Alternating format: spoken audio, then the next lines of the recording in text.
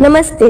तो आज इस वीडियो में हम जानेंगे इंडियन आर्मी में कौन होता है सबसे बड़ा ऑफिसर और किस ऑफिसर की रैंक होती है सबसे छोटी। तो इंडियन आर्मी में सबसे बड़ा पद होता है फील्ड मार्शल का। तो फील्ड मार्शल का पद काफी सीनियर आर्मी ऑफिसर को दिया जाता है।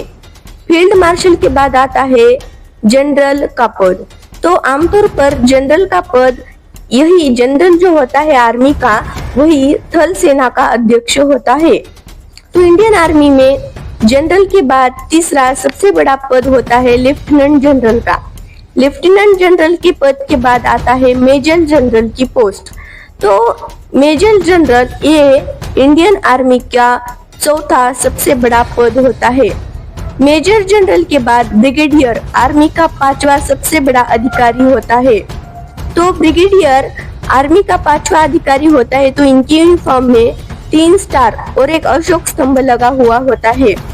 ब्रिगेडियर के बाद आता है कर्नल का पद और ये आर्मी का छठा सबसे बड़ा पद होता है। कर्नल के पद के बाद आता है लेफ्टिनेंट कर्नल। तो ये लेफ्टिनेंट कर्नल जो होता है ये आर्मी में सातवां सबसे बड़ा अधिकारी यानी कि ऑफिसर होता है। इसके बाद आता है मेजर का पद। तो मेजर आर्मी मेजर की यूनिफॉर्म में सिर्फ अशोक स्तंभ बना हुआ होता है। और मेजर के बाद आता है कैप्टन का पद। तो आर्मी कैप्टन की यूनिफॉर्म में 3 स्टार बने हुए होते हैं। इसके बाद सबसे छोटा ऑफिसर पद होता है लेफ्टिनेंट का।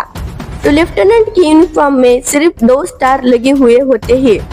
तो एनडीए परीक्षा जैसे ही उम्मीदवार पास कर जाते हैं उसके बाद आर्मी में अफसर की रैंक में शुरुआत आपकी लेफ्टिनेंट के पद से ही होती है। मतलब कि एनडीए परीक्षा पास करने के बाद सबसे पहले लेफ्टिनेंट का ही पद आपको इंडियन आर्मी के अफसर में मिलेगा और 2 स्टार से ही आपकी शुरुआत होगी।